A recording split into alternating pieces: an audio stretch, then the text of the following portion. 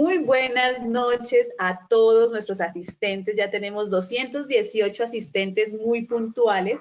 Pues bienvenidos a nuestro taller virtual de capacitación y actualización, innovación e investigación en enfermería, nuestro último taller de este semestre, donde nos acompaña un gran invitado, realmente, es el doctor Eric Landeros Olveda. Ahorita les voy a presentar como tal su currículo, pero realmente quiero agradecer a todos los que el día de hoy nos acompañan desde los diferentes países. Sé perfectamente que México está muy presente el día de hoy, Colombia, Argentina, Ecuador, personitas de España también, algunas personas de Brasil nos están acompañando y realmente para nosotros como Grupo de Atención Primaria en Salud GIAPS de la Universidad del Quindío, para la Fundación Global Foundation y para la Fundación Universitaria del Área Andina es enriquecedor realizar este tipo de eventos donde realmente el trabajo en red se ve evidenciado con esta campaña de apoyo a lo que es enfermería. Pues el día de hoy el doctor Eric nos trae una conferencia muy interesante como para dar el cierre de este taller virtual, que es enfermería basada en la evidencia en tiempos del COVID, qué es y qué no es confiable. Él nos va a dar el cierre tan esperado de nuestro taller virtual. Quiero recordarle a todos nuestros asistentes que la certificación se va a dar solamente a las personas que asistieron mínimo a 3 de los 4 talleres que dimos durante todo el semestre. Nosotros tenemos un sistema, una plataforma que es muy especial, donde ellos nos muestra el número de tiempo y horas o segundos que estuvieron con nosotros en los talleres, entonces de esa manera podemos generar los certificados que sí hayan cumplido con las asistencias de los 3 talleres. Posteriormente, cada uno, como hemos hecho con los otros 3 talleres, van a recibir un correo del comité organizador donde se les va a pedir algunas informaciones para poder hacer la certificación, ¿de acuerdo? Cualquier duda, cualquier pregunta, recuerde que siempre el Grupo de Atención Primaria en Salud de la Universidad del Quindío está presto a apoyarlos, a responder sus dudas, sus correos y seguimos en capacitaciones constantemente. Esta es la última de este semestre, pero el siguiente semestre continuaremos con nuestros talleres de capacitación y también los que saben y conocen de nuestros café estudios cada 15 días. Bueno, ya con este abrebocas, pues me queda solamente presentar a nuestro gran invitado, el doctor Eric Landeros Olveda. Él es licenciado en enfermería de la Universidad de perdón la palabra, de la UNAM, especialista cardiovascular de la UNAM, maestría en ciencias de enfermería, doctorado de la UNAM, todos los grados recibió una mención honorífica. Él es doctor en ciencias en enfermería adscrito a la Benemérita Universidad Autónoma de Puebla, representa el Grupo de Investigación e Intervenciones para el Cuidado de la Salud, trabaja de manera conjunta en proyectos multicéntricos nacionales e internacionales, realización de estancias de investigación en la Universidad Nacional de Colombia y la Universidad del Quindío del mismo país, así como en Texas University Houston, en Bernard, Universidad del Centro de Biología y Genética Molecular de Texas. Es autor y coautor de 70 publicaciones y libros de investigación, autor de diferentes patentes, es miembro del Sistema Nacional de Investigación CONACYT, es expresidente del Colegio Mexicano de los Licenciados de Enfermería Filial Puebla y ha sido reconocido con 25 premios de investigación nacional e internacional. Definitivamente para nosotros es un placer venir el día de hoy a nuestro conferencista y para mí muy especialmente que fue mi docente en mi maestría y sigue siendo mi maestro aún después de tantos años de haber egresado, sigo aprendiendo de él y realmente para nosotros es un honor que el día de hoy nos esté acompañando.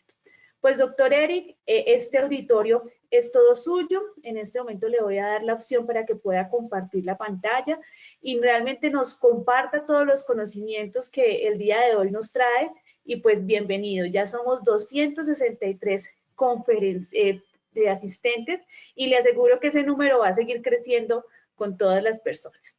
Ya estamos viendo la presentación, doctor. Muchísimas gracias. Es para mí un placer estar compartiendo con todos ustedes hasta Colombia. La pandemia no nos va a detener. Muchísimas gracias por la presentación, Edna. Eres muy correspondida, eres muy querida aquí en México. Y por supuesto que un saludo a todos los amigos de la Universidad de Quindío, de este grupo de investigación que yo sé que han realizado un trabajo excelente, y a todos los amigos de la universidad que pronto yo creo en algún momento nos vamos a volver a dar un fuerte abrazo. Y pues muchísimas gracias a todos los que están presentes y que puntualmente han asistido a esta conferencia, pues que finalmente es, como dice Edna, vamos a compartir algunas situaciones. No es una conferencia donde yo les vaya a mostrar o enseñar lo que es enfermería basada en evidencia, sino es algo que nosotros tenemos que reflexionar al interior de nosotros en toda esta situación que nos ha venido a presentar la pandemia, de todo lo que hemos aprendido, pero el título de este trabajo en realidad es Productos Académicos e Investigaciones de Enfermería y Cuidados para el COVID-19. Es lo que les voy a presentar, es una revisión rápida en Iberoamérica. Este trabajo que les voy a presentar se ha mandado a publicar en Enfermería Clínica, no ha sido aceptado, está en revisión, pero mientras eso suceda, pues vamos a compartir con todos por qué sale. Esta presentación está hecha por nuestro grupo de investigación Intervenciones para el Cuidado de la Salud, que está conformado por la maestra Rosa María Galicia Aguilar y la maestra Erika Lozada Pérez Mitre. Y dentro de nuestros semilleros de investigadores tenemos nuestros tutorados de la maestría en enfermería de la UAP, el licenciado Jair Herrera Rodríguez y la licenciada Itzel Andrea Sánchez Juárez, quienes en conjunto hemos realizado esta revisión de todos los artículos. Podemos mencionar que todos los artículos que se han publicado con respecto a COVID-19 durante el primer semestre del 2020 los hemos revisado y analizado. Y esto es lo que les vengo a presentar. Bueno, nosotros sabemos que la pandemia del COVID-19 expuso un sistema de salud precario en todas las naciones que han sido afectadas, principalmente por la falta de profesionales de enfermería y medicina y el miedo y la incertidumbre, y no solamente de estos profesionales, sino de todo el equipo multidisciplinario que hay en las áreas de hospitalización. Nos faltaron enfermeras. La carencia de los insumos de protección personal, que es algo para lo cual no estaba preparado ningún hospital en cualquier parte del mundo, y la falta de protocolos traducidos previa y resultado de investigaciones. No se tenía qué hacer en caso de una pandemia. Lo que más se acerca a esta pandemia fue en 1918 con la gripa española, pero no hay una situación que pudiera estar documentada para poder basarse en una pandemia de esta magnitud. Y bueno, hasta antes del año 2020, las prácticas sobre lo que es el cuidado de enfermería en estos pacientes eran inexistentes para atender la emergencia de esta magnitud. Y sin embargo, en las currículas de las escuelas y facultades de enfermería, por supuesto que se enseñan cómo utilizar los equipos de protección personal, cómo se tienen que aislar a los pacientes, pero es aquí en donde tenemos que cobrar importancia de lo que es la seriedad con la que nosotros debemos estudiar y prepararnos. Tenemos un perfil epidemiológico que ha sido totalmente distinto en cada uno de los países. Tienen una situación que todos van a la alza, pero cada quien tiene sus situaciones específicas. La OMS, después de que declaró al coronavirus como una pandemia, rebasando ya las fronteras internacionales, recomendó las medidas sanitarias, pero no son coercitivas. Y cada país ha identificado o ha adoptado las medidas que más le favorecen al desarrollo de cada nación. Algunos priorizaron la salud, otros las situaciones económicas, otros las dos. Hay países en donde se basaron única y exclusivamente en la evidencia científica y lineamientos técnicos para poder sobrellevar esta pandemia, y gracias a toda esta situación no se ha visto rebasada la capacidad de los hospitales. Ustedes pueden ver en esas gráficas cómo a partir del caso número 100, para covariar, así se llama la forma en que todos parten de un solo punto, independientemente de cuándo se presentó el primer caso. A partir de la muerte número 100, se covariaron todas estas naciones y se empieza a identificar cómo se desarrollan las gráficas. Podemos observar que, por ejemplo, Colombia, que está en verde, esta es su curva, va muy bien. México es la curva roja. Estados Unidos es la que está pegadita acá. Esta curva que tenemos acá, sabemos que estas que están en horizontal son cuando se están sobrepasando la capacidad hospitalaria, es lo que representa Perú. Estos datos fueron utilizados del Instituto de Johns Hopkins Hospital, que es que está recopilando todas las cifras que las fuentes oficiales de cada país están reportando. Ustedes se pueden meter a la base de datos del Johns Hopkins y ustedes pueden hacer las gráficas. Estas, de hecho, nosotros las hicimos. Pero, ¿por qué significa esto? De acuerdo a la OCDE, necesitamos 9.5 enfermeras por cada 1,000 habitantes. En México estamos en 2.5. Creo que en Colombia estamos un poco más arriba. En Argentina estamos a 4.5 por cada 1,000 habitantes. En Estados Unidos están sobre la media que está marcando la OCDE. Son 11.5 enfermeras por cada 1,000 habitantes. Pero no depende del número de enfermeras la curva, porque la curva que tenemos en el país vecino del norte, pues también se va viendo muy afectada. Depende de muchas otras cosas, pero ¿qué nos queda a nosotros como profesionales de la salud? Lo que necesitamos realizar es principalmente que tenemos que identificar la evidencia científica, porque cuando explotó la pandemia y el número de casos fue exacerbado, nosotros como enfermeros y enfermeras fuimos orillados a que improvisáramos y se nos apoyaran y nos teníamos que apoyar con el exceso que había en el Internet, con lo que es el Facebook, el YouTube, el Twitter, el Instagram, y son finalmente fuentes no científicas, pero era lo más rápido con lo cual nosotros podíamos tener comunicación y pasarnos las experiencias. El problema es de que la virulencia del SARS-CoV-2 fue aumentando por las diferentes condiciones y particularidades de la población de cada país. Aquí en México se exacerbó, dado que de acuerdo a la Encuesta Nacional de Salud y Nutrición del 2018, tenemos 74% de adultos con sobrepeso y obesidad en México. ¿Se dan cuenta?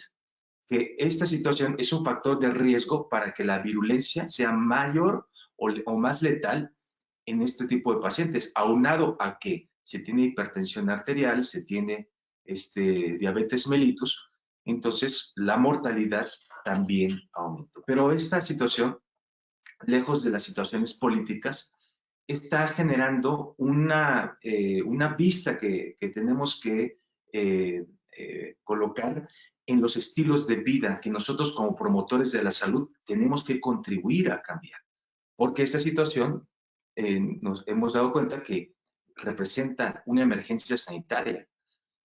La presión y la necesidad para ofrecer los cuidados de calidad y de seguridad, no solo para el paciente, sino para los profesionales de salud, también nos ha orillado a identificar que no todo lo que se está publicando en Internet es finalmente válido y confiable. Veamos qué es lo que sucede. Tenemos el siguiente razonamiento. Independientemente de lo que se esté presentando en las redes sociales, cuando nosotros estamos consultando revistas indizadas de alto impacto, pues tenemos el siguiente razonamiento. En los primeros 6 meses del año 2020 se han publicado de manera expresa miles de documentos en revistas indizadas y bases de datos reconocidas. El planteamiento es, si las investigaciones se han publicado en revistas indizadas, es decir, que están indizadas en bases de datos reconocidas, entonces han sido sometidas a un proceso de revisión por pares. Por lo tanto, son válidas y confiables. ¿Por qué? El proceso de revisión por pares, les explico que cuando nosotros escribimos los artículos de investigación y estamos haciendo el reporte de los resultados a una revista que está indizada, muchos dicen indexada, a una base de datos, en donde esa revista tiene una sistemática de evaluación de esos documentos. Se mandan a pares académicos o expertos en el área o la temática donde tú mandaste donde incursionaste tu trabajo de investigación y hacen la evaluación. Tiene 3 formas de evaluarse. Se rechaza, se acepta o se acepta con modificaciones. Muchos artículos son rechazados, muchos, porque tienen sesgos metodológicos. Otros son muy buenos y se pueden incluir, pero todo lo que estamos identificando en las revistas, pues ha sido valorado por esos pares académicos.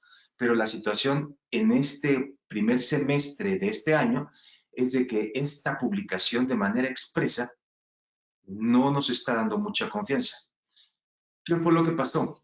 Cuando nosotros sometemos un artículo, por lo regular tarda entre 6 meses y 2 años para publicarse. ¿Se dan cuenta? Es un proceso arduo, riguroso, cuando sale una publicación y la vemos entre nuestras manos y la estamos leyendo o en nuestro computador, sentimos hermoso porque decimos que es como un bebé que nació, que se gestionó, que se gestó, perdón, durante mucho tiempo, ¿no? Y efectivamente, hemos tenido trabajos que han durado años. Se sorprenderían el trabajo que hemos realizado y los años que han pasado para que publiquemos un solo artículo. Pero de repente encontramos artículos que se mandaron el día de hoy y a los 15 días salen publicados. ¿Qué es lo que está pasando? Bueno, investigaciones previas nos han dicho que los trabajos que se han encontrado en enfermería, aunque estén publicados, tienen errores metodológicos o sesgos metodológicos. En un trabajo que realizamos con Guzmán y algunos colaboradores, identificamos en un periodo de 7 años 9,616 artículos que que enfermeras hayan realizado con base a diseños experimentales, específicamente ensayos clínicos aleatorios. Nosotros bajamos todos esos artículos e identificamos que de todos ellos, solamente 64 eran ensayos clínicos hechos por enfermeras. ¿Qué fue lo que hicimos? Los cotejamos con la lista del CONSORT, que es una declaración que nos está indicando qué características debe tener un ensayo clínico aleatorio y controlado, y empezamos a evaluar. La sorpresa fue que independientemente de la revista de cualquier parte del mundo donde estuvieran publicados, ya sea en inglés, en español, en portugués, en italiano, en alemán, que fue lo que estuvimos revisando, ni uno solo cumplía con todos los criterios del consorcio. Quiere decir que efectivamente cuando se realizan los trabajos y decimos intervalos de confianza al 95%, tenemos un 5% de posibilidad de error de que ese trabajo no esté mostrando lo que realmente se está identificando en sus resultados. También tenemos otros estudios relacionados. Hicimos dos cortes, identificamos todos los artículos que se han publicado en las revistas mexicanas de enfermería. El primer corte fue del 2005 al 2010 y el segundo fue del 2010 al 2015. El próximo año, si nos va bien, vamos a publicar el corte del 2015 al 2020. Pero ¿qué es lo que hemos identificado? Hemos visto cómo se ha desarrollado la investigación de nuestra profesión en nuestro país. Y esa es una invitación para que podamos hacer también estudios multicéntricos. Tenemos ya la metodología para poderlos evaluar. ¿Y qué fue lo que encontramos? Muchas situaciones, por ejemplo, muestras pequeñas y no calculadas. Son errores metodológicos ya a priori, que se sabe que si se tiene una muestra pequeña, pues no es representativa de una población. Y si no está previamente calculada, si no hay un análisis de potencia estadística o una fórmula para poblaciones finitas, pues difícilmente esos resultados van a tener tamaño de efecto que nosotros quisiéramos obtener para decir que son válidos y confiables. Tenemos diseños descriptivos. Hay un abuso de las frecuencias, porcentajes y medidas de tendencia central. No utilizan la estadística para poder hacer comparaciones entre dos medias aritméticas. Lo que hacen son comparaciones entre porcentajes. Y eso no tiene significancia estadística. Necesitamos incursionar más en lo que es las matemáticas en investigación. Hay instrumentos sin confiabilidad estadística. E inclusive hay instrumentos que a priori los autores construyeron para esa investigación. Cuando se sabe que cuando construyes un instrumento necesitas someterlo a un proceso de validación. Cuando tienes una primera versión, lo mandas a validez de contenido con los jueces, después lo pones en una prueba piloto y después ya tienes la tercera versión que la mandas a un TR-test para ver si no hay cambios en el tiempo y después haces un análisis factorial con una muestra más grande y empiezas a cambiar las dimensiones del concepto que quieras identificar. Haces una traducción, también tiene una forma muy particular de poder realizar la validación en tu contexto cultural. Entonces, no es tan fácil utilizar solamente un instrumento porque se nos ocurrió hacerlo a priori. Tiene que tener confiabilidad estadística. Por lo regular se hace a los que son de escala tipo Likert, con una confiabilidad alfa de Cronbach. Los que son dicotómicos, que no son recomendables, se hace con un curve de Richardson. Entonces, no hay esta confiabilidad que tenemos. Errores tipo 3, que no son muy comunes de explicarse en lo que son la literatura clásica, pero ya me parece que dos conferencias pasadas, la doctora Natalia Ramírez habló sobre los errores tipo 3. ¿Y qué es? Principalmente es seleccionar el estadístico incorrecto. Cuando vemos los artículos y están publicados y utilizamos, por ejemplo, una TED Student, que es un estadístico que sirve para poder comparar dos medias aritméticas de dos grupos sobre una variable, o vemos utilizan una correlación de Pearson, que es utilizar un estadístico que va a relacionar dos variables sobre una población. Lo usan indiscriminadamente. Ambas variables tienen algunos supuestos que se tienen que cumplir. Por ejemplo, que la variable tiene que ser de razón, que en el caso de la TED Student los grupos sean equivalentes. No puedes comparar un grupo de adultos mayores con adolescentes, por ejemplo. Que el muestreo sea aleatorio. Que la distribución de los datos, una vez que los hayas obtenido, los sometas a una prueba de bondad o ajuste, como hay muchas, pero la más usada es la Kolmogorov-Smirnov, y nosotros podamos ver una curva de normalidad, de distribución normal, la famosa curva de Gauss, que no era de Gauss, dicho sea de paso.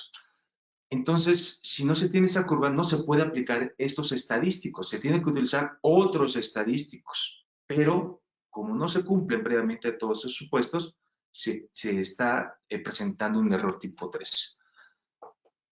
Los trabajos no mencionan que han sido previamente piloteados, entonces se tiene experiencia en el instrumento, se tiene experiencia en los procedimientos, hubo o no una prueba piloto, tal vez sí, pero si no la mencionan, siguen siendo pruebas pilotos. Y muchos trabajos carecen de un registro ante un comité de ética, aunque parezca increíble.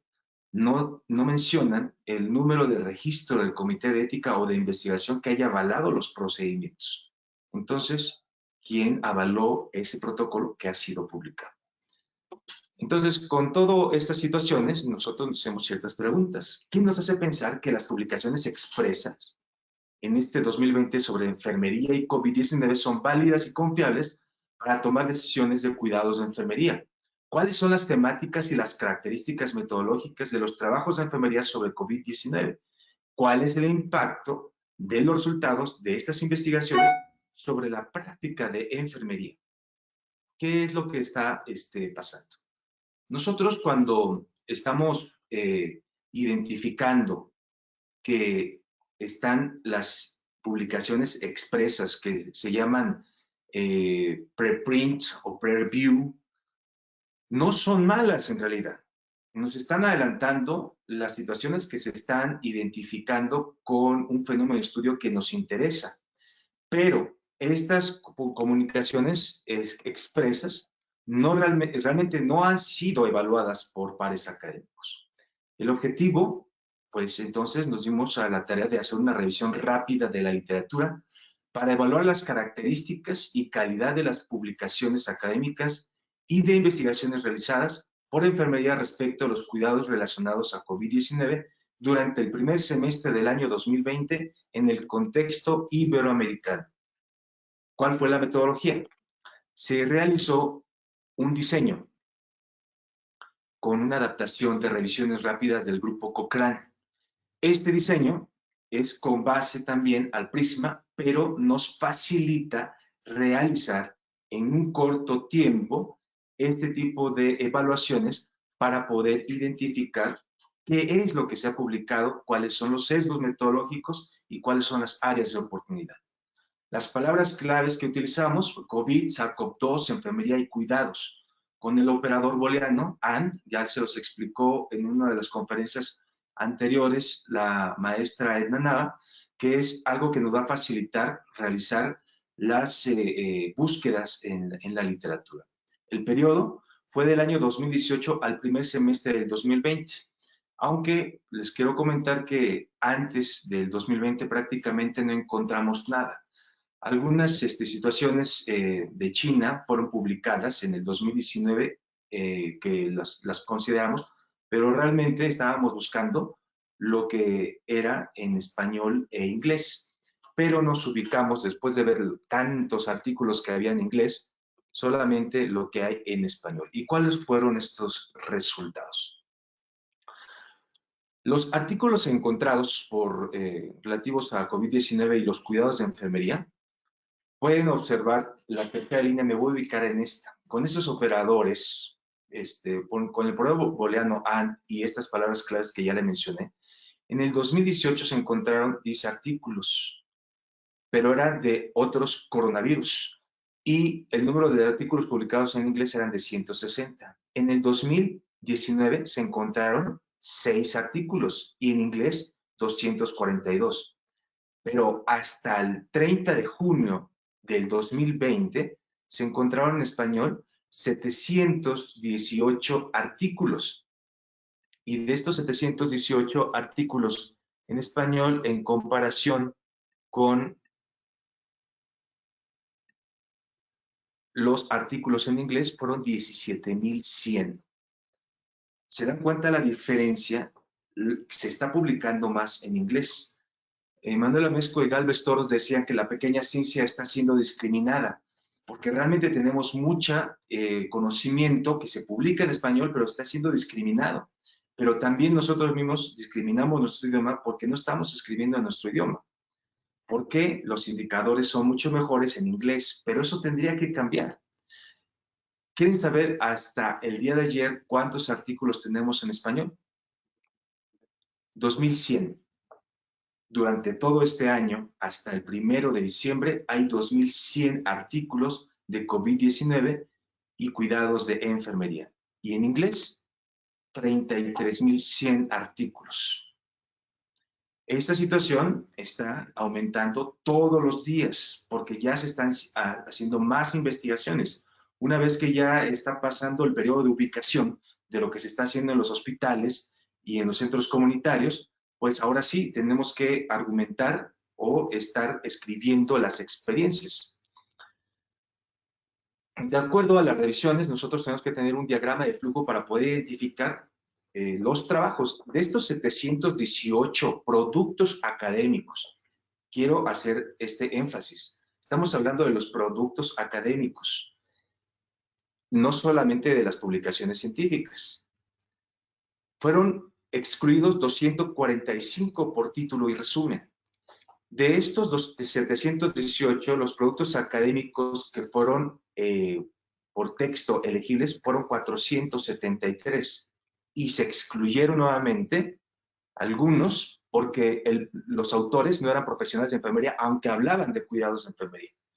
El tema no se relacionaba con cuidados de enfermería relacionados a COVID-19. Se trataba de comunicaciones de congresos o reuniones académicas. Me van a preguntar, ¿en dónde estabas buscando? ¿Cuál es la realidad de las búsquedas de la literatura de nuestros profesionales de enfermería? Hasta la semana pasada, nuestros estudiantes de maestría, que ya son licenciados en enfermería, aprendieron cómo hacer una búsqueda en la literatura con base a una sistemática de información. Pero antes de esto, lo desconocían. Y es lo que pasa con nuestros enfermeros y enfermeras que están en la práctica, no identifican bases de datos específicas para poder consumir la investigación. Los investigadores tienen dos niveles, los que generan conocimiento y reproducen y los que consumen investigación. El profesional de enfermería debería de ser, independientemente de su grado académico o dónde esté trabajando, consumidor de resultados de investigación. Pero como no ha tenido formación en investigación, cuando quiere consultar algo, lo hace en el Google. Empieza a googlear. Eso es lo más común.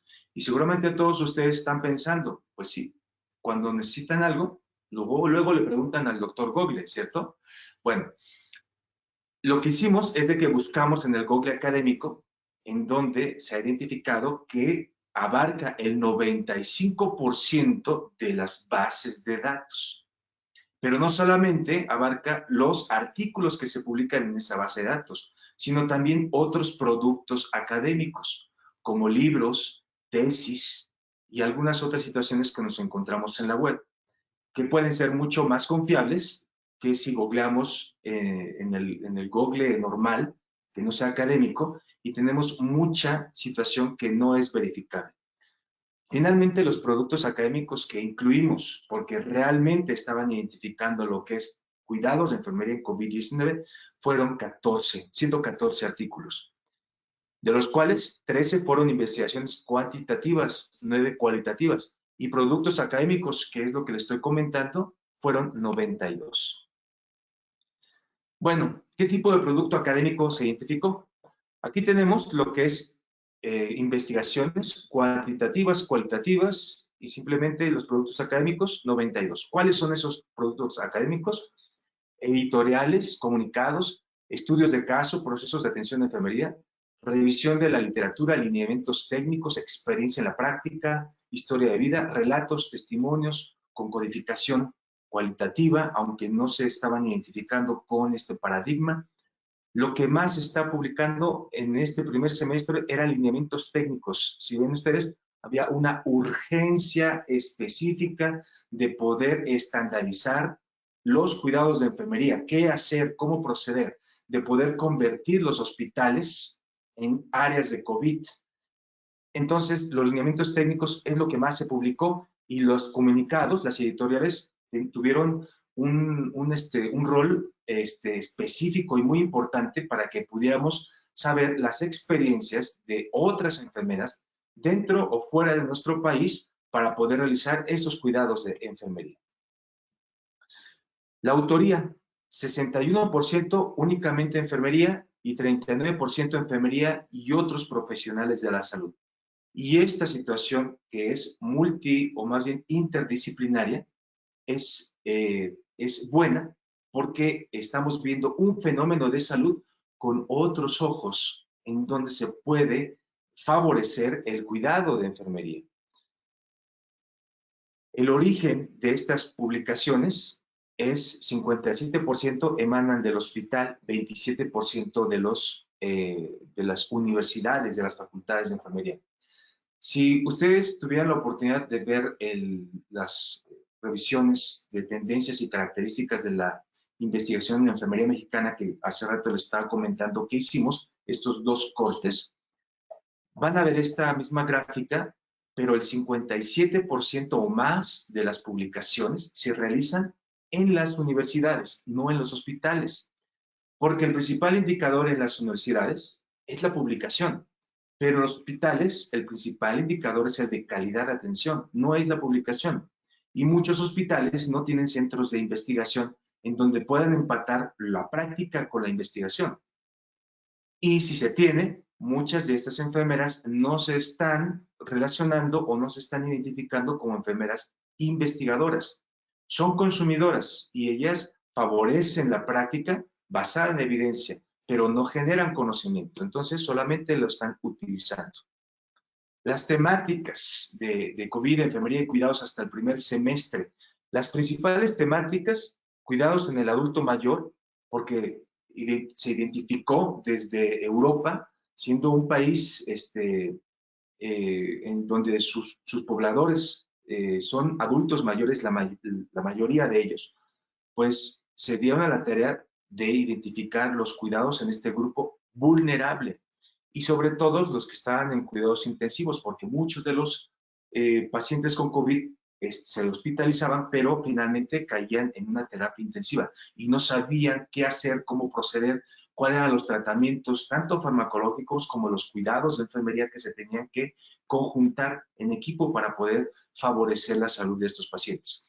Y así tenemos urgencias, cuidados en el hogar, en la familia, técnicas en sanidad, enfermería quirúrgica, equipo de protección personal, reacción de enfermería, salud mental. Esto era mucho en el primer semestre. Tuvimos problemas, las enfermeras no podían salir vestidas o uniformadas como enfermeras porque las identificaban y las agredían. Y esto no se podía permitir. No nos estaban defendiendo. Y hemos sido, los profesionales de enfermería hasta ahora han sido las personas que han estado en primera línea para combatir esta epidemia. Y tal cual parece que no se le está reconociendo y se le está agrediendo. Pero esto disminuyó en ese segundo semestre. Ya no hay tanto abuso por parte de la sociedad ni agresiones. Y cuestiones éticas, ¿no? Entre la ética kantiana y utilitarista en la que nosotros no fuimos formados. Enfermería tiene el objetivo de favorecer la vida, no puede decidir entre quién vive y quién no, o si estoy intubando al joven y no al adulto mayor. Eso no nos correspondía, pero había dilemas que estaban siendo publicados. Las características editoriales de las investigaciones, estamos hablando de las investigaciones cuantitativas, estas 22 que se identificaron, la mayoría de ellas fueron indizadas, es decir, estaban publicadas en revistas que estaban anexadas a bases de datos específicas y que también, por supuesto, fueron evaluados por pares, pero solamente en un 47.8%. Los demás eran el famoso preprint o pre-review, como se estaba comentando, son publicaciones expresa que no han sido realmente evaluadas. ¿Y qué pasa con los productos académicos? Los productos académicos, los que no son investigaciones en sí, que no tienen estructura del método científico, el 46, casi el 47% son indizados, estuvieron en base de datos indizadas, y el 18.4 mencionó que esos trabajos fueron evaluados por pares académicos. Si se dan cuenta, es muy bajo. Finalmente, uno está publicando, o el autor publicó lo que pensó, lo que nació, lo que sintió, y nadie le dijo, ¿sabes qué? Ese dato está mal, ese dato no es correcto, ese dato está erróneo, tienes un sesgo metodológico, estás cometiendo un error tipo 3, creo que no es clara tu redacción. Se empezó a publicar esto, pero la razón es la necesidad. Había una necesidad de poder comunicar. De hecho, los grandes consorcios como el Sevier, Lancet, todos abrieron sus publicaciones gratuitas. No están en el famoso Open Journal, que es el acceso abierto, en donde tú bajas los PDFs o los artículos completos y no te cuesta ni un quinto. Pero estos grandes consorcios sí cobran porque se baje la información. Desde mi punto de vista, el conocimiento se tiene que compartir, pero finalmente es un negocio para ellos. Pero en estos primeros meses de este año se abrieron para que nos pudiéramos compartir esa información. y que si hay algo que estaba sirviendo de evidencia para fortalecer algún procedimiento técnico, se diera a conocer de manera inmediata. Y eso es algo que se les agradece. Se les agradecería más si lo dejaran completamente abierto, ¿cierto? ¿Quiénes están publicando más? España tiene dos razones por las cuales suponemos que está publicando más. Uno, porque es el país que tiene más revistas de enfermería en el mundo. Por lo menos de habla hispana. Y dos, Brasil, que también es el que tiene más revistas. Pero acá la necesidad o la urgencia de estarse comunicando porque tuvieron un problema, bueno, los están teniendo nuevamente con el repunte de la infección, pero el problema era la sobresaturación de los hospitales. ¿Qué es lo que estaba haciendo? Se necesitaba estandarizar el cuidado de enfermería, todos los procedimientos. Vean ustedes cómo estaba Colombia. Colombia, Chile, México, después los demás países. Eso es lo que estamos viendo en Iberoamérica, que es lo que se está publicando. Posteriormente, cuando tenemos la autoría, le estaba comentando que solamente enfermería 61% y enfermeras y otras disciplinas 39%. Ahora, ¿qué hay con los resultados de investigación cualitativa? Estos resultados de investigación cualitativa, hablando de temporalidad, la mayoría de ellos eran transversales, es decir, que tenían una medición en el tiempo y se retiraban para poder hacer análisis. Pocos eran longitudinales o que tenían mediciones repetidas. No había tiempo. Realmente esto era rápido. ¿Qué es lo que observas en la naturaleza del fenómeno de estudio? Y lo analizas. Algunos no indicaron y otros no aplicaban. ¿Qué pasa con los datos de muestreo? El muestreo que no se indica, que suponemos entonces que fue un muestreo por conveniencia, pero únicamente 7% aleatorio, que es lo que preferentemente se busca cuando estamos identificando trabajos de investigación, y 23% no aleatorio o por conveniencia, porque se tiene una muestra previamente reconocida. ¿Qué pasa con lo que es el cálculo de la muestra? Les había comentado hace un momento que quienes calculan la muestra tienen más posibilidades de representar la naturaleza del trabajo en lo que es la población del estudio, porque la muestra es representativa.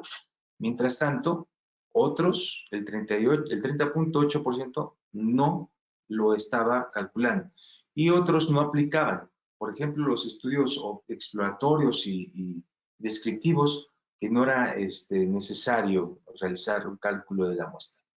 ¿Qué pasa con el diseño cualitativo? La mayoría, el 55.6%, fueron fenomenológicos y el resto, los demás, que eran en teoría fundamentada, hermenéutica, etnografía o etnoenfermería, a veces no identificaban el diseño y solamente decían análisis de concepto o análisis de contenido, experiencias vividas y hacían una codificación, aunque no mencionaban el diseño, porque les hacía también falta esta evaluación por pares, siendo que la mayoría de esos trabajos, tanto cualitativos como cuantitativos, eran investigaciones expresas o pre-review, como les he comentado. En estos trabajos cualitativos, la principal herramienta de indagación era los apuntes, la observación, los audios. También la participación-acción y el video. Pero a pesar de que se estaba identificando o se estaba entrevistando a las enfermeras de áreas COVID, en ninguno de estos estudios cualitativos se indicó cuál era la codificación utilizada, es decir, si llegaron a una codificación abierta, axial o selectiva, y tampoco ninguno de estos identificó si se llegó al rapport, es decir, en donde fluye la información con naturalidad, porque el sujeto investigador se hace de la misma muestra de los sujetos de estudio, es decir, están a su par, son iguales. Cuando esto sucede en visión cualitativa, la información empieza a fluir con naturalidad y te das cuenta qué es lo que está pasando en los fenómenos de de estudio.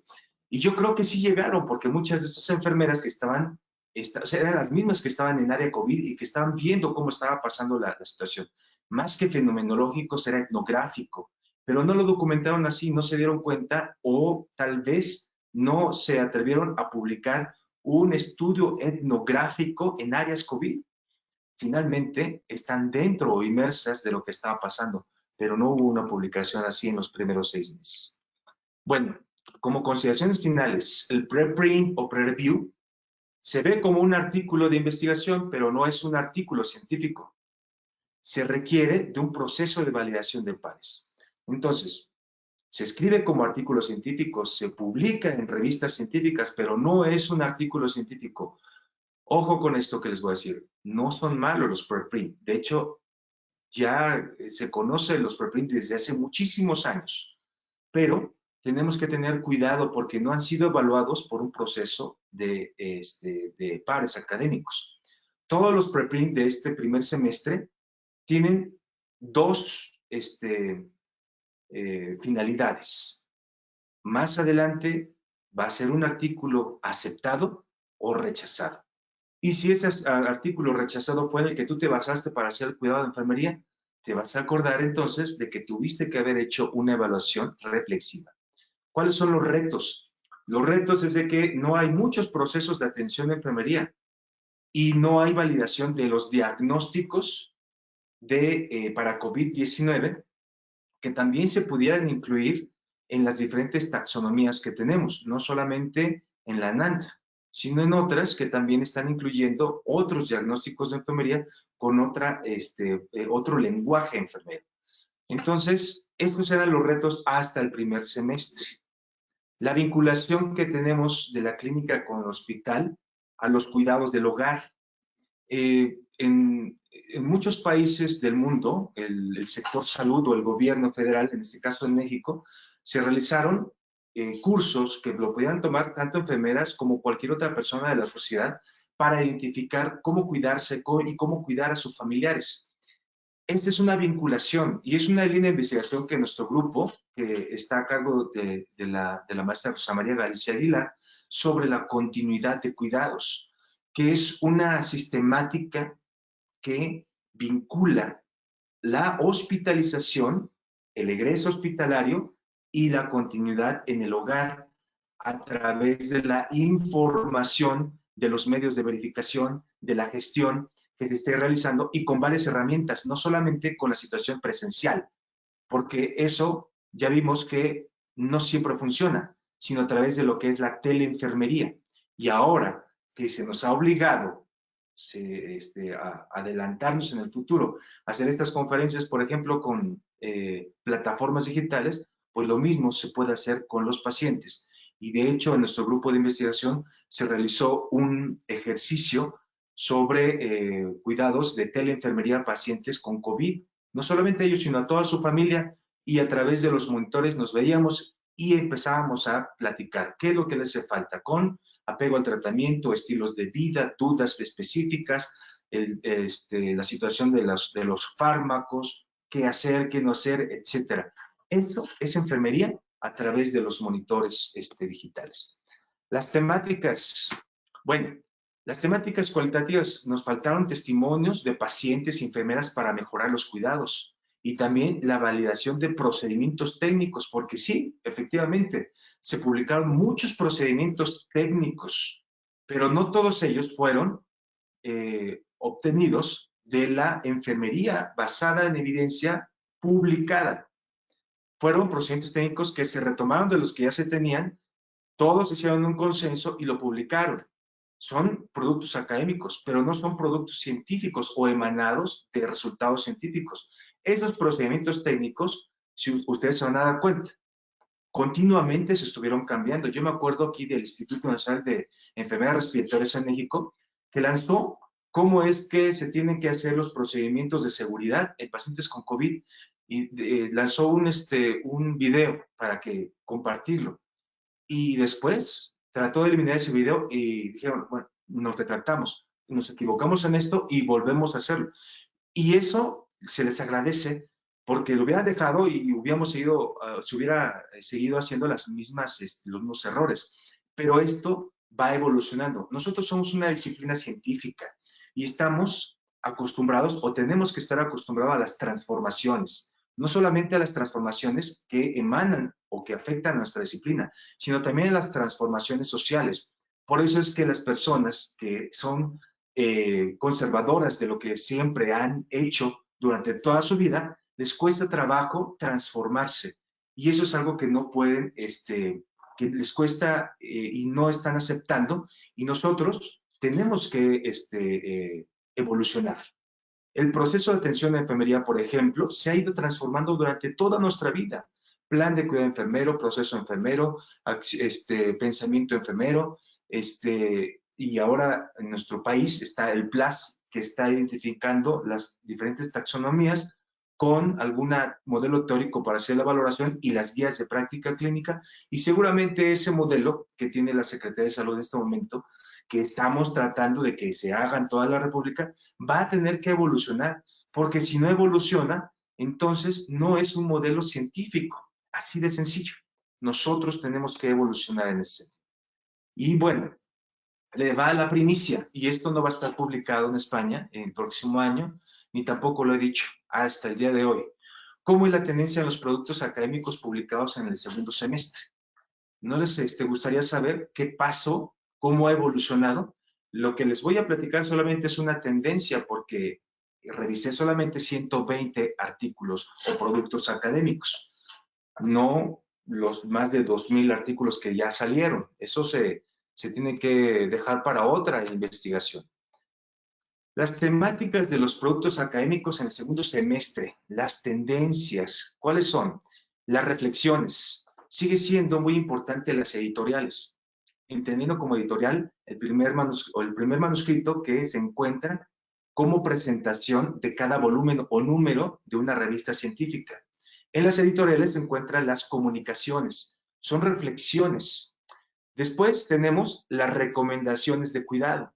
Es lo que se ha identificado también como lo que más se ha publicado en este segundo semestre. Estos 120 artículos que les estoy mostrando tienen fecha de agosto a diciembre de este año, para que nos vayamos ubicando. Ahora vean, si el reto era, el primer semestre eran los procesos de atención de enfermería, ahora ya tenemos que muchos de ellos, de los que se están presentando, son procesos de atención de enfermería, ya se están publicando. Tenemos también experiencias del cuidado, que son narrativas principalmente, pero que estando en una revista científica podemos retomar para adecuarlo a nuestro lugar de trabajo. Las normas de seguridad, disminuyeron las normas de seguridad, parece que se hicieron de manera rápida, pero ahora se están construyendo, se están mejorando, como se estaba comentando. Las revisiones de la literatura, ya gracias a toda esta situación de la enfermería basada en evidencia, de lo que es válido y confiable, ya empezaron a realizarse revisiones de la literatura, pero las estuve identificando y no todas cumplen con los requisitos del PRISMA, por ejemplo, si es en lo que se basan las revisiones sistemáticas y metaanálisis. Tenemos, por ejemplo, investigación cuantitativa, investigación cualitativa, y tenemos estudios mixtos, en donde utilizan paradigma cuantitativo y paradigma cualitativo. También mucho de atención primaria a la salud. Tenemos cuestiones éticas que han sido también sobresalientes en este año de COVID y muchas situaciones de liderazgo. ¿Por qué? Y es que es lógico pensar que se necesita líderes en la enfermería en las áreas de COVID para tomar decisiones, para poder desarrollar la gestión, la organización y tomar la batuta en la toma de decisiones. Es importante. ¿Qué pasa?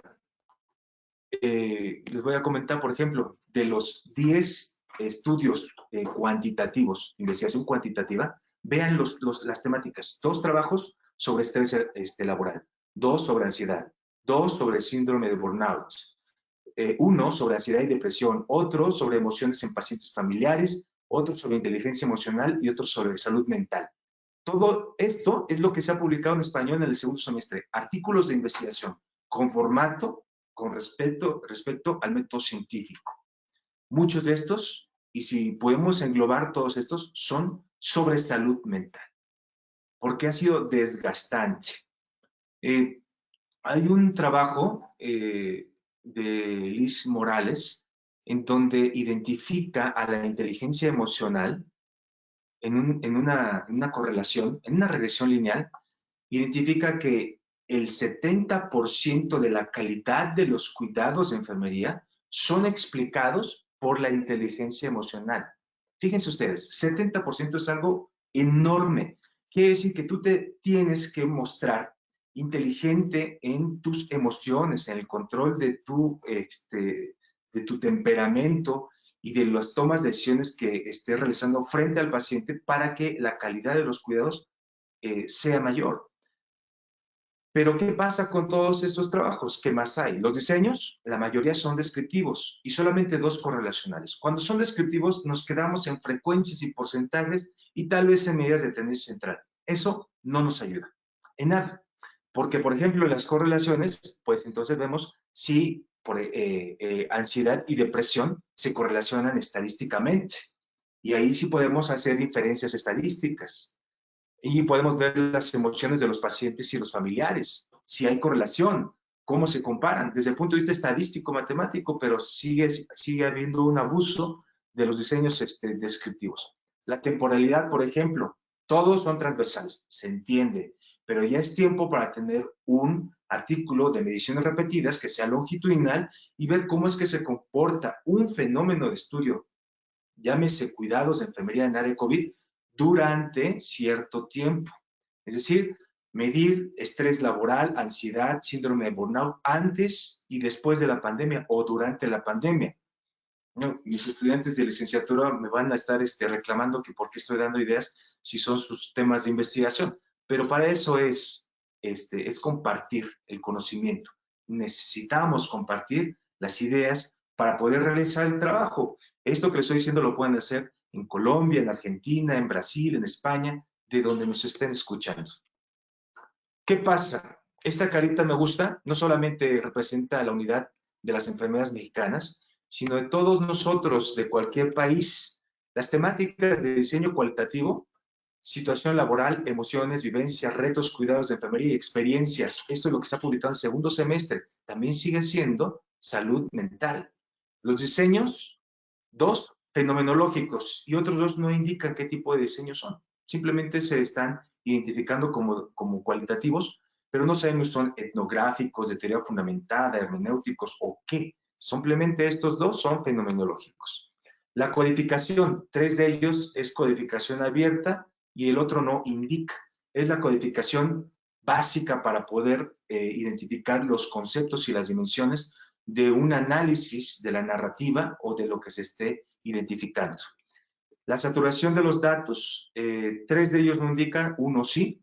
¿Qué es esto? Que cuando se están haciendo las entrevistas a cierto número de, en este caso, enfermeras, llega un momento en que al hacer el análisis de contenido ya no hay más códigos, ya no hay más datos vivos, así se les llama, que te pueda dar información nueva. Entonces, hasta ahí se recorta, por eso el cálculo de la muestra aquí no existe. Y con pocas entrevistas puedes llegar a la saturación teórica. Quiero terminar comentándoles el mito de la caverna de Platón. Platón, siendo uno de los más grandes filósofos de Grecia, comentó o explicó cómo es que se da el conocimiento en el ser humano y nos dijo, imaginen una caverna que en la parte más profunda existen unas personas que están amarradas con unos grilletes, unas cadenas, y que jamás han salido de ahí, toda su vida han estado encadenados. Suponiendo que esto sea cierto, lo que ellos escuchan y lo que ellos ven, lo que ellos sienten entre ellos, los sentidos que ellos pueden identificar en ese espacio, para ello es cierto, es verdadero, es demostrable. Platón nos decía, ¿qué tal si a la mitad de la caverna otras personas tuvieran un fuego? Dominando ese fuego, pudieran proyectar unas sombras sobre la pared que está enfrente de estas personas que están encadenadas. Pero estas personas no alcanzan a ver que estos son simplemente personas que están realizando este juego de sombras. Estas sombras que se proyectan en la pared, para estas personas que no han visto nada en su vida, tienen vida, tienen sonido, platican entre ellos, tienen movimiento, para ellos es cierto, es verdadero, es demostrable, están al fondo de la caverna en la oscuridad. Platón continúa y nos dice, ¿qué tal si estas cadenas se rompen? Estas personas pueden ver que existe el juego, que existen otras personas y que esto no tiene vida. Y entonces su conocimiento se empieza a abrir. Más aún, si esta caverna llega a ser abandonada por estas personas que se quitaron los grilletes y ven lo que hay en el mundo exterior, pueden ver lo pequeñito que son con respecto a los conocimientos que hay en la naturaleza. ¿Por qué les comento esto? Con respecto al trabajo que hoy les he expuesto, en el fondo de la caverna está esta señorita que dice, no, papá, esa es una noticia falsa. Y el papá dice, pero ¿cómo va a ser falsa si dice justamente lo que yo pienso? A esto se le llama infodemia y estamos ahorita empapados de eso en las redes sociales. Nosotros como disciplina científica tenemos que aprender a seleccionar la información. Yo les digo a mis estudiantes que siempre que un sinodal o un profesor o en algún congreso o en alguna situación clínica, hospitalaria o comunitaria, se enfrenten o les pregunten algo, tienen que ir por delante de la evidencia científica. A la mitad de esta caverna tenemos a los más de 30 modelos teóricos de enfermería que tenemos. Vamos, me preguntan, pero ¿cómo a la mitad de la caverna? Si son los modelos que representan o explican por qué enfermería hace lo que hace, efectivamente, pero se llaman teorías. Son muy buenas, pero no representan la realidad en su totalidad. No son la realidad, se acercan. Por eso es que estas teorías eh, tienen que ser,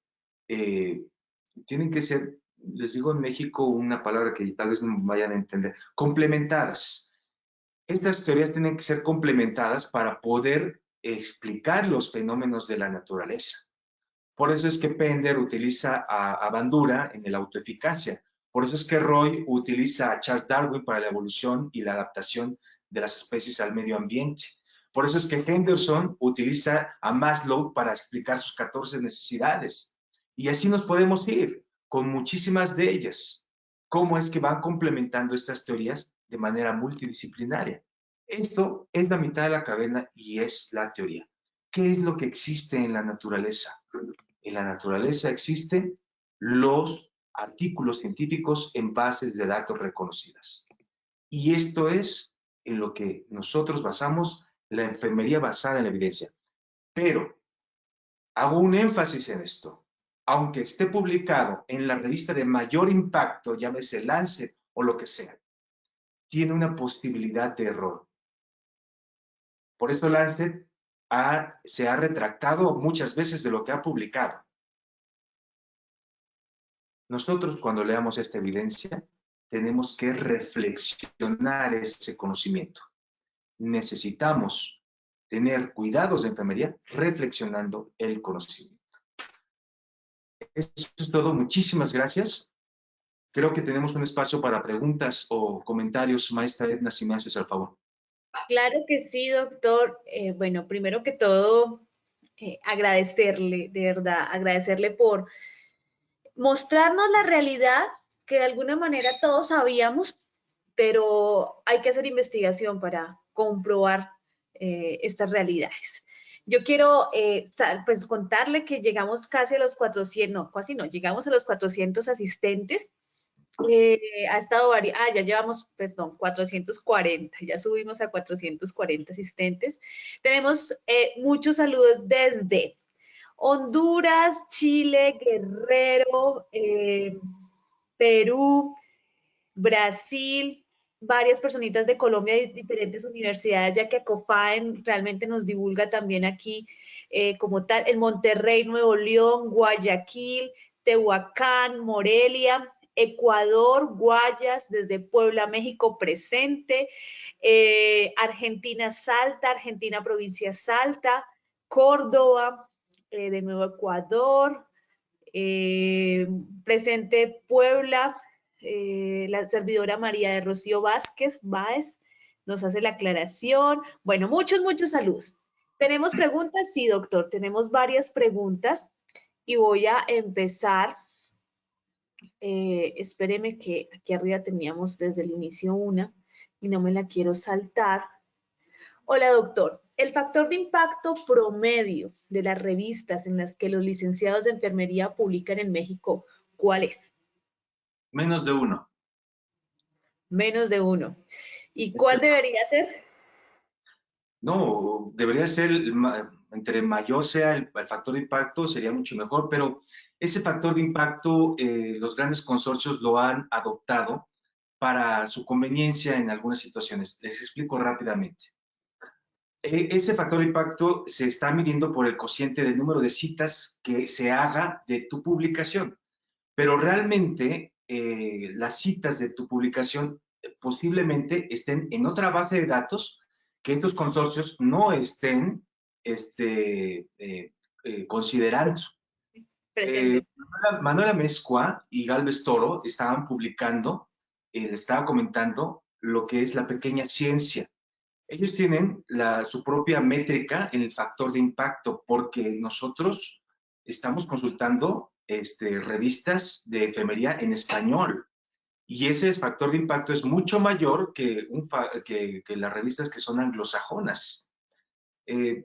Lancet, por ejemplo, me parece que tiene un factor de impacto de 17 puntos. Es lo más alto que hay. O sea, no hay nada mayor a eso. Y también se mide por cuartiles, pero esa es otra métrica. Las revistas de enfermería, la mayoría están en el cuarto cuartil, no tienen un factor de impacto muy alto, pero vaya, hay otros factores. Por ejemplo, hay un factor que bibliométrico, no recuerdo cómo se llama, pero lo colocan con este ejemplo. Si Dios tuviera este factor bibliométrico, que ahorita les digo cómo se llama, no recuerdo, sería de 1. ¿Por qué? Porque nada más tiene un producto publicado, que se llama Biblia. Pero ese 1 ha sido citado durante toda la vida, en todo el mundo y en todos los idiomas. Entonces, ese factor bibliométrico no tiene que ver con el factor de impacto. Pero, ¿quién te está leyendo? Ahora, puede ser un factor de impacto sobre un artículo que esté completamente erróneo. Por ejemplo, Lancet lanzó, cuando publicó lo de las vacunas que causaban la situación en los niños, no recuerdo cómo se llaman, que le estaba atribuyendo a la vacuna los problemas de no recuerdo cómo se llama, pero esta situación fue la bandera que agarró el movimiento antivacunas, y entonces el rezago epidemiológico que teníamos con la difteria, tosferina, tétanos, rubiola, la poliomielitis, todas esas que ya tenemos vacunas, aumentó, ¿no? Y eso fue terrible. Tuvo que quitarlo. Y el factor de impacto de esa publicación es altísimo, pero no tiene que ver. Entonces, todo lo que nosotros publiquemos es bueno, pero hay que pegarse al método científico. No sé si contesté la pregunta de la... Claro que sí, doctor. Tenemos más preguntas. ¿Podría compartir algunas estrategias gerenciales para motivar al personal de enfermería para hacer investigación? Sí, les voy a comentar que nosotros enseñamos a los estudiantes de enfermería a hacer investigación con algo básico. Necesitamos... Tranquilo, doctor. Fue que le quité la presentación para colocar la publicidad de nuestro grupo. Gracias. Bueno, lo básico es de que tienen que ser felices con lo que hacen, con lo que están investigando. Se tienen que sentir a gusto para que se puedan apasionar. La investigación se tiene que hacer haciendo investigación, se tienen que apasionar con el tema que están haciendo. Si se les impone una temática de investigación, no va a ser posible que lo hagan con éxito. Nuestra filosofía para enseñar investigación se llama epicureísmo. Epicuro decía que para llegar al conocimiento uno tiene que ser feliz con lo que hace, con lo que tiene, con lo que no tiene y a pesar de lo que ha perdido. Entonces, te tiene que gustar principalmente el tema. Dos, tienes que hacer de tus estudiantes colegas en investigación. Yo les enseño a mis estudiantes a ser colegas. Por eso es que ustedes pueden ver que dos de los autores de este trabajo que les acabo de presentar, Jair y Eitzel, son estudiantes de maestría. Son nuestros estudiantes, pero no los tratamos como estudiantes. Ellos saben que son nuestros colegas en el grupo de investigación y como tal han presentado en congresos internacionales, están presentes en las publicaciones científicas. Estamos incentivando para que ellos sean jóvenes investigadores, jóvenes científicos de enfermería, que en un futuro van a tomar las riendas o el camino de lo que nosotros estamos gestionando ahorita. Eso es prácticamente lo que hacemos en el programa de jóvenes investigadores. Bueno, doctor, continuando con esta parte de incentivar, hay otra pregunta que dice, ¿cuál sería el promedio de horas quincenal o mensual que el personal dedica a realizar investigación? ¿Tiene de pronto algún dato? Sí, nosotros que pertenecemos al Sistema Nacional de Investigadores, que es el equivalente, es el CONACYT, el equivalente a Colciencias en Colombia, nos están pidiendo 20 horas a la semana para hacer investigación, como mínimo. Eso es lo que tenemos que realizar. Pero la realidad de las cosas es de que tenemos muchas situaciones de gestión, administración, de clases que tenemos que cumplir, ¿no? Nosotros dedicamos mucho tiempo, por ejemplo, a la gestión del programa de doctorado que estamos realizando. Estamos a la revista que ya este año sale ya los primeros 2 números. Las clases que tenemos en pregrado, en la maestría.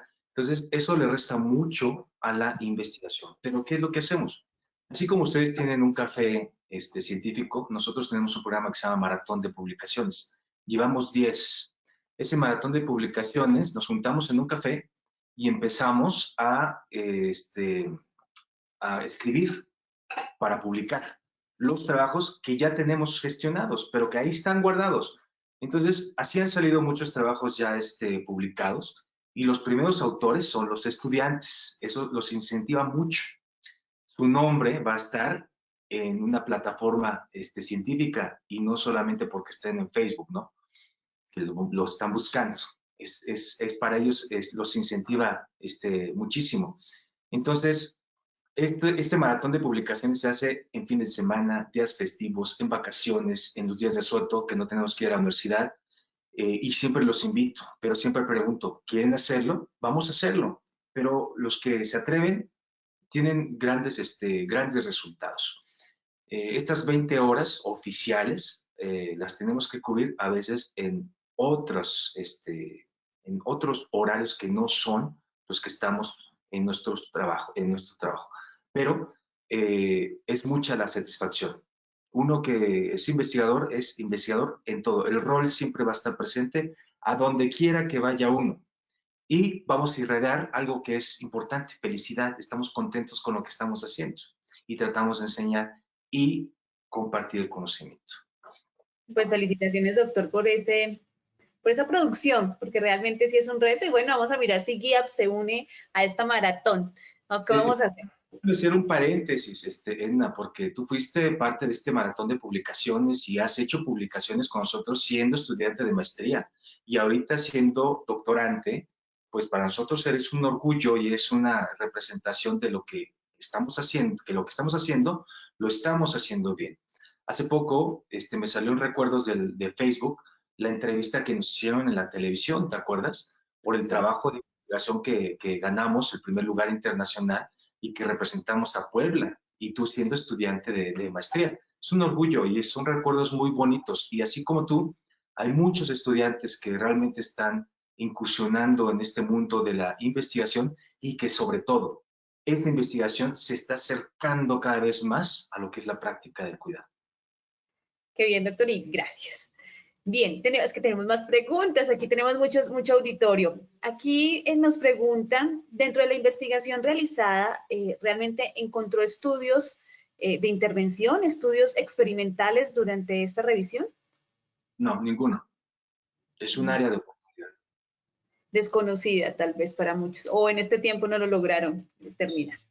O Bien, tal vez están en revisiones, ya la terminaron y están siendo evaluados para publicación. puede ser. ¿Cuál sería su opinión con relación a cuál es la revista de enfermería más prestigiosa para publicar? Algo así como la revista Nature en enfermería. No sé. Es una pregunta muy difícil. Yo le tengo mucho cariño a las revistas de enfermería mexicana, ¿no? Te voy a decir, enfermería universitaria de la UNAM, enfermería del Instituto Mexicano del Seguro Social, enfermería de enfermería neurológica del Instituto Nacional de Neurología, Horizonte de la Universidad Autónoma del Estado de México, Sanus. También son revistas, la del Instituto Nacional de Cardiología, la revista de Enfermería Mexicana, son nuestras revistas nacionales. Les tengo mucho cariño porque soy parte del comité editorial. Pero, y bueno, quiero hacer el paréntesis. La revista que estamos gestionando, Cuidado, la revista de cuidado de salud y cuidado de la UAP, es una revista que es de reciente creación. Pero esa es una pregunta muy difícil, Edna. Te puedo decir, por ejemplo, que de España mi favorita es Index. No va a haber otra para mí, pero seguramente esto causa mucho celo para muchas revistas que son muy buenas, ¿no? Pero ¿por qué Index? Soy parte de ese comité, conozco a Manuel Amezcua, somos amigos y sé lo que ha luchado con todo esto de la publicación en español y portugués. Identifico, ¿no? De Brasil, por ejemplo, Enfermagen me gusta muchísimo. Es una de las mejores revistas, de hecho es la que tiene más impacto de las enfermeras de Iberoamérica, más que cualquier otra, ¿no? Y en Colombia, uy, mejor te digo, o sea, son esas revistas colombianas son buenísimas. Algo que se me pasó a decirles, que si en primer semestre quien estaba publicando más era España y Brasil, en este segundo semestre quien está publicando más es España y Colombia. En estos 120 productos académicos que estamos viendo, ¿no? Entonces, mi respeto para todo el comité editorial de todas las revistas, hay que echarle ganas. Algunas me dijeron que no tenía que estar publicando en las revistas que no están indizadas, que son las mexicanas, pero yo no voy a dejar de publicar en ellas porque creo que en algún momento vamos a tener un impacto editorial y que vamos a estar en bases de datos reconocidas y que poco a poco vamos a crecer. Entonces, publiquen donde ustedes deseen y sométanse a esa experiencia y si les van a rechazar su artículo, por favor, no se pongan tristes, es parte de la experiencia. Yo tuve un artículo, el artículo que más he tardado en publicar porque me lo rechazaron de 6 revistas, es un artículo de 16 años de espera. Imagínense, 16. Entonces, algo que tenemos es de que la perseverancia es el apellido del investigador. Tienes que ser perseverante, tienes que construir. En ese artículo tal vez el título no favorecía mucho, porque estaba dando a conocer por qué la enfermería no es una profesión, sino una ocupación. Ya se imaginarán entonces el revuelo, ¿por qué no me lo publicaron? Pero yo tenía que saber cuáles son las características de una profesión y de una ocupación para poder defender mi disciplina, no solamente como profesión, sino como disciplina científica. Y hoy en día la puedo defender perfectamente. Entre otras cosas, Edna. Vale, doctor. Vamos a seguir mirando aquí más preguntas. Hay variedad. Muchas felicitaciones, todos los saludos de UCEBA Colombia también, Oaxaca, Coahuila, desde Colombia en Pereira, de la Universidad del Quindío también nos saluda. Bueno, aquí Sandra Sánchez dice que gracias por compartir sus conocimientos. Me siento muy orgullosa de haber sido su alumna de maestría y siempre seré su alumna. Saludos. Saludos desde el IMSS. Ángel Macías, perdón. Bueno, miren, a ver si encuentro más preguntas. Doctor, son varias. La lista está larga, ya, encontré una. ¿Qué estrategias puede usted compartirnos para realizar estudios de correlación que no son descriptivos? Aclara. Bueno, la premisa es de que independientemente del diseño de estudio que utiliza correlaciones, ANOVAs, comparaciones, todo eso, los diseños en su primera fase siempre son descriptivos, porque tienes que describir con base a frecuencias, porcentajes y medidas de tendencia central las características sociodemográficas, clínicas y antropométricas de la población de estudio o de la muestra de estudio. Después de eso, hacer las correlaciones o las comparaciones ya depende mucho de los objetivos del estudio. Algo que siempre es importante es de que cuando se inicia un trabajo, tenemos que identificar si tenemos el indicador empírico, es decir, cómo es que vamos a medir esas variables, para que no solamente se quede en frecuencias y porcentajes. En el caso de la correlación, necesitamos una población homogénea y necesitamos dos variables para correlacionar. Le estaba comentando en la última diapositiva del canal de YouTube, tengo como 4 videos de correlación en donde explico esta situación. Las correlaciones tienen que tener algunos postulados. Las variables tienen que ser de razón o variables continuas. Por cada X tiene que haber una Y. El muestreo tiene que ser aleatorio. Tiene que haber dos variables y una población que tenga características similares entre los mismos sujetos de estudio. Entonces, para hacer una correlación, pues se necesita ver todas estas características y siempre, después de que tú identifiques si hay una correlación estadísticamente significativa, hacer una regresión lineal para saber el porcentaje de la varianza explicada, de la variable dependiente que es explicada por la variable independiente.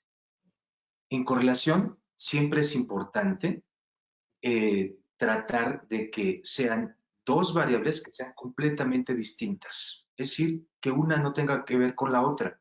Esto se llama colinealidad. Si, por ejemplo, quisiéramos correlacionar el índice de masa corporal con la estatura o el peso, pues por supuesto que no va a ser una correlación preciosa. ¿Por qué? Porque el índice de masa corporal en su fórmula tiene el peso. Esta correlación no vale la pena. Tienes que correlacionar cosas que valgan la pena. En este mismo ejemplo, estar correlacionando depresión con tristeza, ansiedad con estrés, pues no es una situación que tú ya sabes que va a salir. Una correlación positiva, significativa y con un tamaño de efecto grande, pues sí, pero atrévete a correlacionar otras cosas que no se ha visto en la literatura o está poco clarificado. Gracias, Doc. Bueno, otra pregunta de Laura Castro nos dice, ¿qué opinión tiene, doctor, de por qué los profesionales de enfermería no investigamos lo suficiente, siendo que se nos reconoce nuestro rol en la pandemia? Yo creo que sí investigamos lo suficiente. Lo que no hacemos es que no publicamos lo suficiente. Tenemos una vitrina hermosa en cada una de las universidades de toda América Latina, repleta de tesis de licenciatura y de maestría, que solamente sirven para acumular el polvo. Investigación que no se publica jamás existió. Entonces, el compromiso con mis estudiantes es de que vamos a hacer una investigación, pero tienes el compromiso de publicarla. No me interesa realmente tu tesis, eso es para que obtengas el grado. Lo que realmente importa es compartir el conocimiento y tenemos que publicarlo. Y eso es a lo que estamos apostando. Tienen que publicarlo. Se están investigando, pero no están concluyendo realmente. Doc, ¿podría compartir alguna experiencia relacionada con la investigación de cuidados indicados a los pacientes de teleconsulta, de pronto con alguna de las lecturas de los artículos o su experiencia? Bueno, pues más bien les voy a contar y a lo mejor ahorita mi estudiante Iván me va a decir, oiga, doc, no esté contando las cosas, pero es algo bonito que quiero compartirles. Tengo un estudiante de licenciatura que está haciendo el servicio social y tiene una plaza específicamente para investigación. Tuve la fortuna de ser su tutor, me lo asignaron. Él en este momento está revisando la literatura con base al prisma, la revisión sistemática, las mejores intervenciones de teleenfermería que se pueden realizar con respecto al uso del condón en adolescentes. Está construyendo la intervención con base a la literatura. El próximo año vamos a hacer esa intervención porque como estamos en Quédate en casa, no estamos yendo a las universidades o a los bachilleratos a hacer las intervenciones como solíamos hacerlos en la atención primaria de la salud, pues ahora se va a hacer a través de plataformas. Vamos a ver qué es lo que resulta. Pero tenemos experiencia, por ejemplo, en un ensayo clínico que realizamos con unas estudiantes de licenciatura, que ahorita ya algunas son especialistas o maestras. Se realizó un seguimiento para favorecer la adopción del rol materno. Desde el parto se hizo la primera intervención en el hospital, después se hizo seguimiento a través de vía Facebook, se hizo un grupo, se hizo las clases eran por medio del Facebook y los videos, y después se hizo una visita domiciliaria. Se tuvo estas tres situaciones y la experiencia fue muy buena. Hoy en día muchas de las personas ya son digitales, entonces hay que aprovechar esa situación, pero no tenemos que dejar de valorar el contacto presencial, porque muchas personas no han cambiado este paradigma. Algunos son adultos mayores y no tan fácil cambian. A nosotros nos causa problema a veces, ¿no? Y a veces hace rato que me dijiste, vamos a ver lo de la plataforma y me costó trabajo, ¿no? Y supuestamente ya soy de esta era digital. Entonces, cambiar el paradigma siempre es difícil. Y el futuro de nuestra profesión no está en los hospitales, está en la práctica independiente y en los telecuidados. Ojo con esto, porque tú tienes una cédula profesional. No se vale decir, es que no tengo trabajo, no tengo dinero, estoy mal pagado. Vamos, tuviste una formación profesional. Eres un profesional, compórtate como profesional. Indaga en la práctica independiente y vas a ver qué bien te va a ir. Pues muy cierto, Doc. Bueno, tiene muchos saludos aquí desde Pachuca, también se conectaron, desde Argentina. Desde Pachuca nos dicen, doctor, ¿usted podría apoyar al profesional de enfermería que tenga interés en investigar en su centro de trabajo? Saludos desde Pachuca. Uy, pues me encantaría, sí, lo que quiero es estar en los centros en donde se hacen los hechos. El etnógrafo está en el lugar de los hechos y ahí, a mí me gustaría acercarme. Fíjate, Edna, que yo tuve experiencia en varios institutos nacionales como enfermero de práctica directa y después de muchos años y trabajando en la noche decidí incursionar en la investigación porque yo siempre quise ser investigador, pero el hospital no me estaba dando las herramientas para poder desarrollarme como investigación.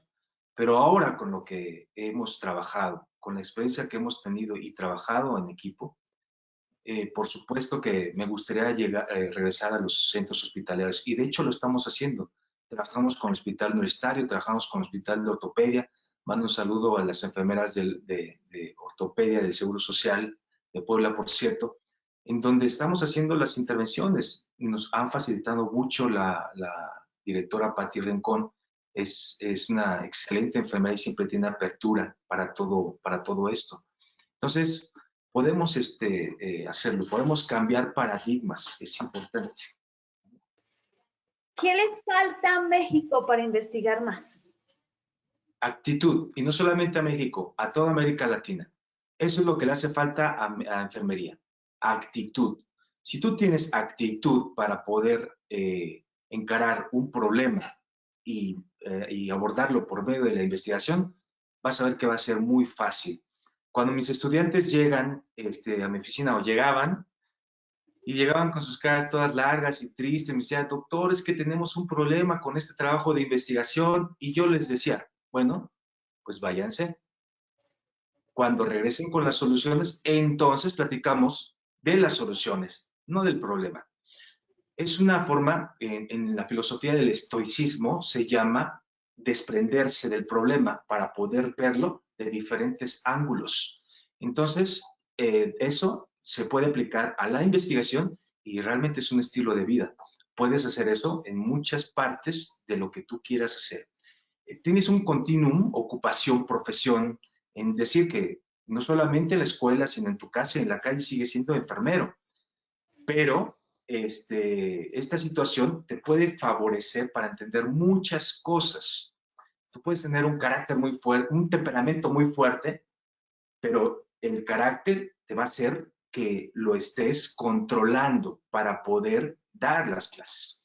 Yo soy muy intenso cuando estoy dando las clases. Digo intenso porque allá en Colombia sí me entienden cuando digo que intenso soy. Eh, Acá en México podría explicarlo como que me apasiono mucho dando las clases, porque me gusta ver brillar a los estudiantes, me gusta verlos triunfar. Cuando yo los veo brillar, cuando los veo triunfar, cuando veo sus publicaciones, cuando los veo en los congresos, entonces siento una satisfacción enorme y es una de las formas en las que yo puedo continuar viviendo y contribuyendo con mi disciplina científica, ¿no? Que es enfermería. Bueno, tenemos dos últimas preguntas con relación a la investigación que nos mostró. ¿Por qué no se realizó una búsqueda bibliográfica en bases de datos y se utilizaron mejor buscadores? Ok. Lo expliqué al principio. Nosotros queremos aproximarnos a la realidad de las cosas.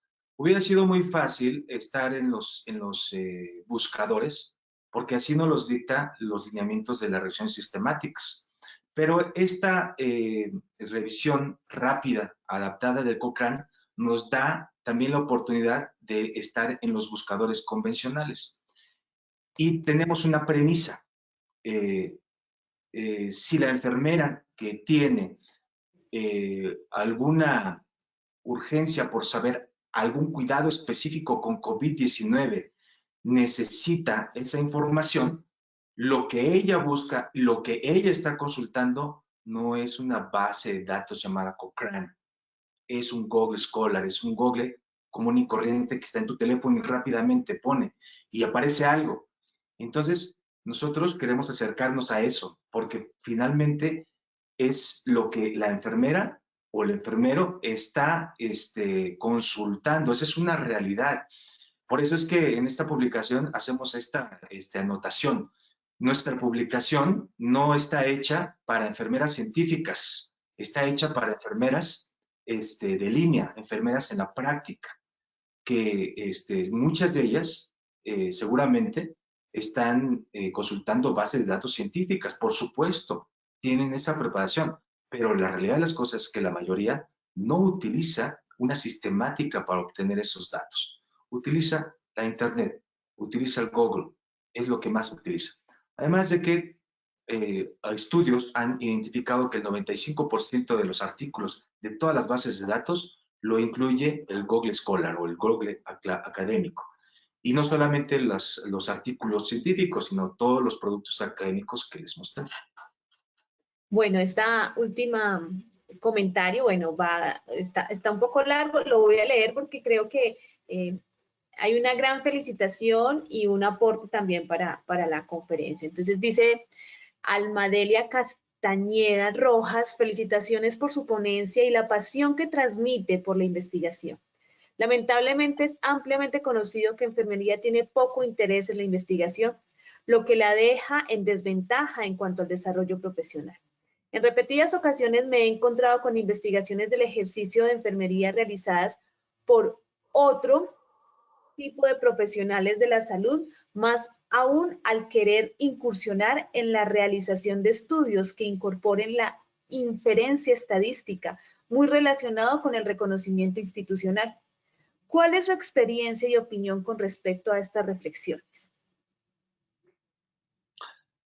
Bueno, es una realidad.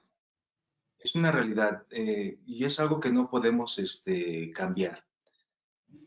Yo creo que lo primero que tienen que considerar las instituciones que están formando los recursos humanos de enfermería es de que, así como la ética y el cuidado y el inglés hoy en día, la investigación tiene que ser un eje transversal en los 5 o 6 años que dura la carrera, para poder enseñar a los estudiantes a ser consumidores de investigación.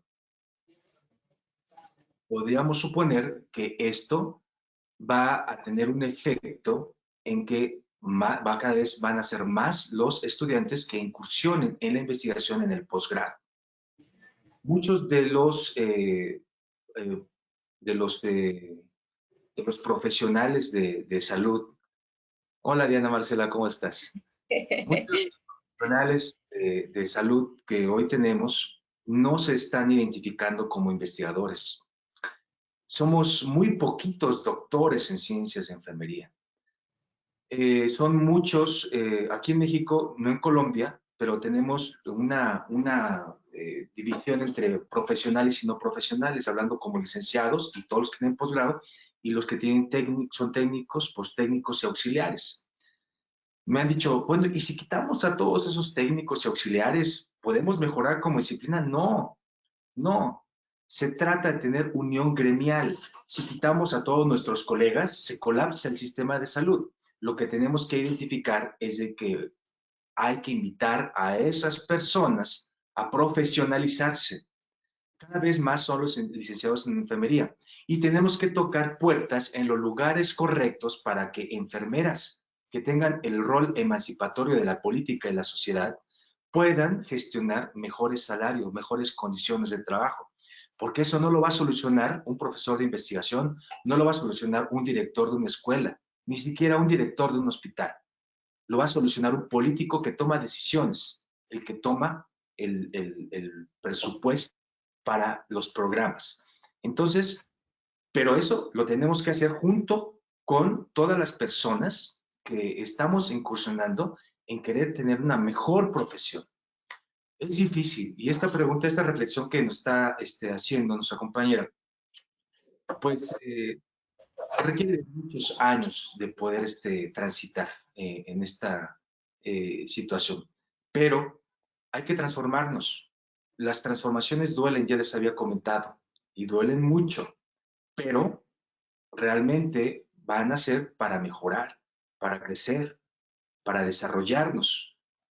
Lo que necesitamos es de que los profesores que enseñen investigación sean investigadores, que hayan hecho publicación, que se hayan enfrentado con un sinfín de observaciones de su manuscrito científico y que les diga, ay, creo que sí me falló, voy a mejorar, con personas que les guste hacer investigación. Entonces, eso les va a facilitar mucho para que los estudiantes por lo menos sean consumidores de investigación y que cuando lean los artículos lo hagan de manera reflexiva y sobre todo que lo echen a andar, que lo practiquen.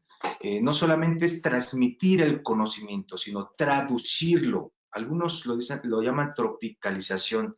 No sé dónde sacaron este nombre, pero sí lo conocen así.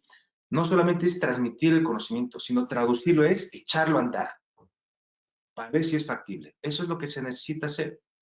Y pues falta mucho tiempo, utilizar estadísticas, ser bilingües, incursionar en el posgrado, incursionar en la política, pero seguramente que lo vamos a lograr.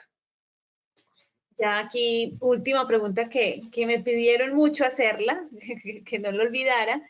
En algún momento en la conferencia nos habló acerca de un lenguaje enfermero diferente a Nanda.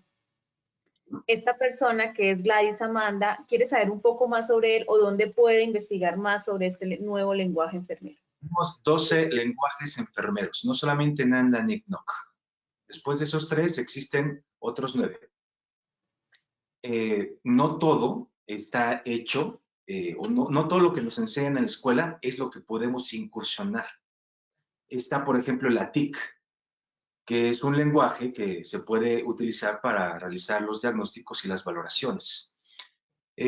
Hay otros lenguajes de enfermería que se han hecho en Canadá, en el mismo España, que podemos utilizar para mejorar los cuidados de enfermería. Es un tema delicado, porque muchas veces cuando opino sobre esto, hiero un poco susceptibilidades de quienes defienden férreamente los lenguajes de la Ananda y NOC. De hecho, uno de mis mejores amigos, colegas, Eric Hernández, utiliza mucho estos lenguajes y yo se lo aplaudo. Pero también tiene que, yo siempre he dicho que hay que incursionar también en otras cosas que podamos realizar. Y esto lo digo porque he preguntado en dónde se realizaron esos lenguajes, si se utiliza, en dónde se gestionaron los modelos teóricos de enfermería, si se utiliza. Y la cosa que me dicen es que pues nada más en la escuela y eso nada más es para practicar en la licenciatura y listo. Estoy hablando de los hospitales en Estados Unidos, ¿no? No hay nada. Agradecemos mucho, por ejemplo, el modelo cuidado que tenemos de la maestra Pozos, porque nos puede integrar y nos puede estandarizar de alguna manera los cuidados de enfermería. Pero yo creo que ese modelo se tiene que abrir a otras posibilidades para integrar la validez externa, no solamente de lo que teóricamente tenemos, y hacer investigación con los lenguajes de enfermería, porque no hay publicación que te diga que un diagnóstico de la Ananda emanó de una revisión o de un metaanálisis de la literatura. ¿Te das cuenta de lo que estoy diciendo y lo estoy diciendo en frente de 500 personas? Necesitamos enfermería basada en evidencia. No se nos puede ocurrir nada más porque ya hay un nuevo diagnóstico y bien, ¿y de dónde salió? ¿A quién se le ocurrió? ¿Cuál es la evidencia científica? ¿Qué es lo que está pasando con ese diagnóstico para que pueda ser incursionado? Y nosotros, por ejemplo, estamos adoptando la situación de las enfermedades de Norteamérica a un contexto cultural diferente, aunque esto tiene sus pros y sus contras. En España, por ejemplo, Juan Hernández Conesa, Manuel Amezcua, en Europa, en paz descanse, Madame Collier, no les gusta para nada las teóricas de enfermería de Estados Unidos, porque son situaciones que muchas de ellas son modelos eclécticos, no son específicas de enfermería, y eso no es malo.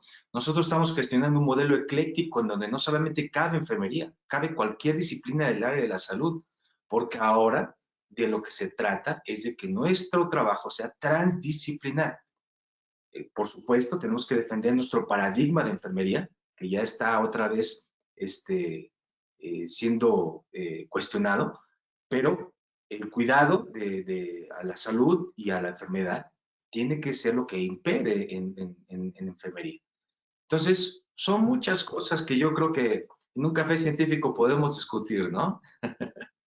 Cierto, Doc. Bueno, yo ahí sí tengo que contar tal vez una primicia con relación a mi universidad, la Universidad Federal de Ceará.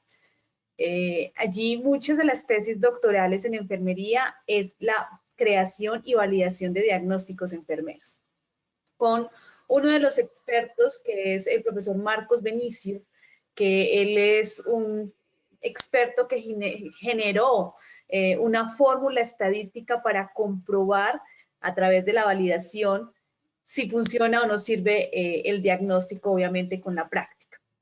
Es algo que yo tampoco sabía de dónde salían los diagnósticos, pero en mi universidad lo hacen, ¿sí? Los doctores, los estudiantes en enfermería, su tesis doctoral es básicamente ese aporte y es basado en la evidencia, en obviamente varios estudios que se realizan para la sustentación. Entonces, tal vez estamos mejorando en esa creación de esos diagnósticos, bien de dónde están saliendo, y pues Brasil está encabezando esa etapa. Doc, bueno, ya vamos a dar el cierre realmente del día de hoy. Para nosotros como grupo organizador, como líderes de este proceso que en este momento estamos mostrando nuestros 4 talleres que desarrollamos durante este semestre, todo esto liderado en red, primero que todo en la campaña Un Nursing Latam, que el próximo sábado va a ser la inauguración de la campaña, la Fundación Universitaria del Área Andina, que también trabajó con nosotros el grupo de investigación de Risaralda, Global A Foundation, que ahorita Diana, que es nuestra representante el día de hoy, nos va a dar unas palabras para el cierre de este taller, y por supuesto el grupo de atención primaria en salud en representación de la líder que es la profesora Mónica.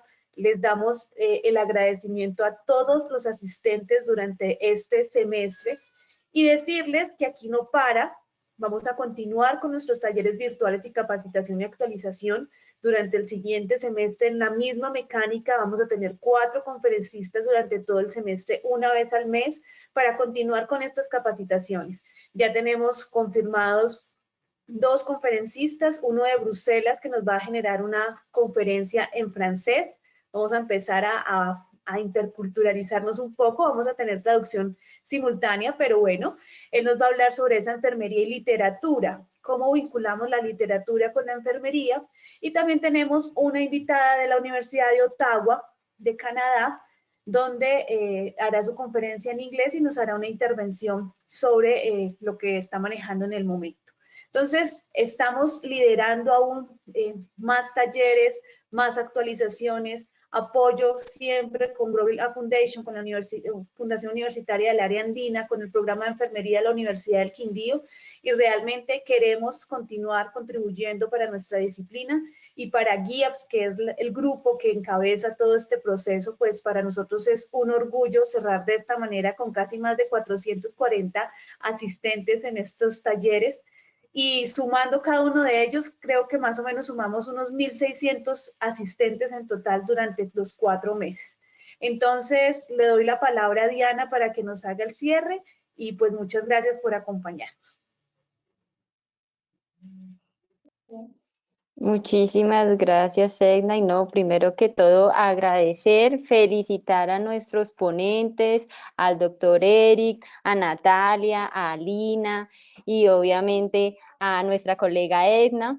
Para nosotros desde Growing Up Foundation es un gran honor y siempre decimos que el crecimiento de ustedes es nuestro crecimiento, es un crecimiento colectivo desde Growing Up Foundation. Creemos firmemente en que debemos hacer red comunitaria, red de estudios, red de investigación, donde poco a poco vayamos incrementando y avanzando en estos diferentes temas y lo importante que es la investigación, tanto cualitativa como cuantitativa. Completamente de acuerdo con lo que decía el doctor Eric, esto debe ser un eje transversal en la educación, de tal manera que se logre impactar en las políticas y sobre todo impactar los sistemas de salud de nuestros diferentes países. En ese sentido, desde Growing Up creemos firmemente en esta cooperación, en esta articulación donde todos crezcamos colectivamente y donde articulemos estos esfuerzos, ¿no? Donde no solamente las investigaciones se queden en los artículos y en las publicaciones, sino que esto se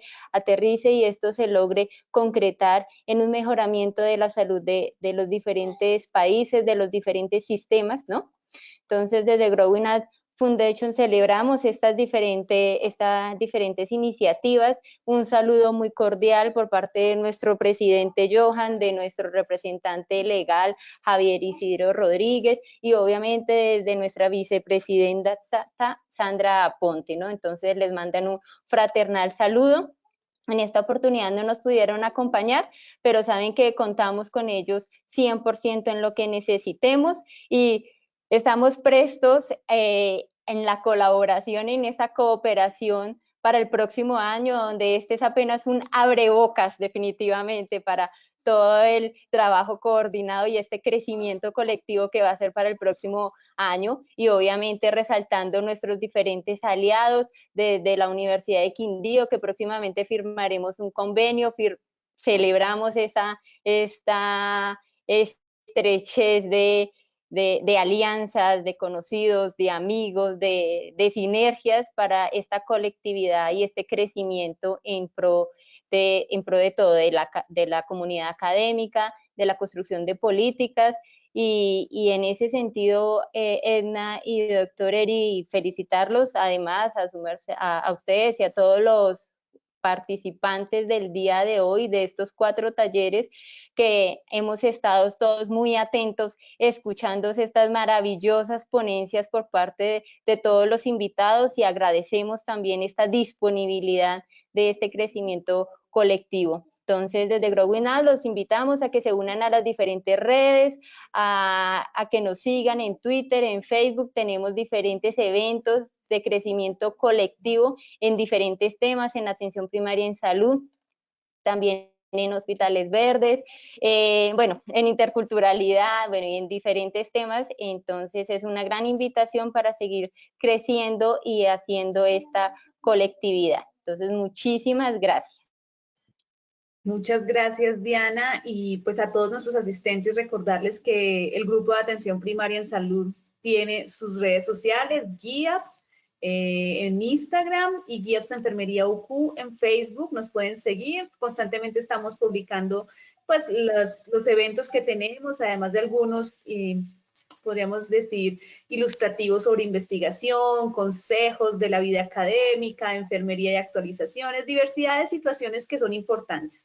Y tengan por seguridad que estos 2 meses vamos a seguir publicando, vamos a divulgar qué es lo que estamos haciendo como grupo de investigación, vamos a mirar lo de los aliados, vamos a firmar convenios, entonces nuestras redes sociales van a seguir activas, a pesar de que estemos en diciembre o enero, continuamos. Y no, nada, nos esperamos el próximo semestre.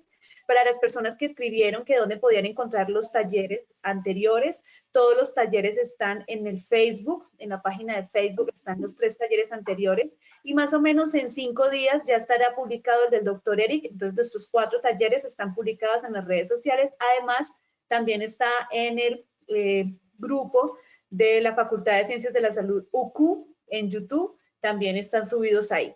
Para la certificación, les recuerdo, la plataforma es inteligente y ella nos genera el tiempo de asistencia. Debieron haber asistido a 3 de los 4 talleres para generar certificados. Ahorita, en el transcurso de 3 días, van a recibir un correo donde se les va a solicitar alguna información para continuar con la certificación. Les pido nos tengan paciencia porque la certificación la genera la Vicerrectoría de Extensión de la Universidad del Quindío y como sabemos, pues son un poco demoradas por las firmas, por los procesos, pero todas las certificaciones llegarán a su destino. Entonces, por favor, ténganos paciencia con eso. Eso es todo por el día de hoy, o cerrando este taller. Doctor Eric, algunas palabras, si quiere cerrar, y le agradecemos de nuevo por habernos acompañado. Pues estoy muy agradecido, muy contento y muy agradecido por la invitación. Le tengo un amor muy profundo a Colombia, y sobre todo a la Universidad del Quindío. Es para mí un placer siempre estar con ustedes y pues compartir todo esto con varios colegas de varias partes de América Latina y de España que también tenemos presentes, pues ha sido muy satisfactorio. Me están escuchando mis estudiantes, me están escuchando colegas y pues simplemente es representarlos. Aflorar que tenemos que realizar para que nosotros podamos crecer como disciplina científica. Entonces, es una invitación para todos de que posiblemente no nos guste la investigación ni generar conocimiento, pero tenemos la obligación de ser consumidores de investigación y traducirla. Pues muchísimas gracias. Gracias a todos y que tengan una bonita noche. Éxitos para todos y adiós y muchas gracias por acompañarnos a todos los países que hoy estuvieron conectados con nosotros. Feliz noche a todos.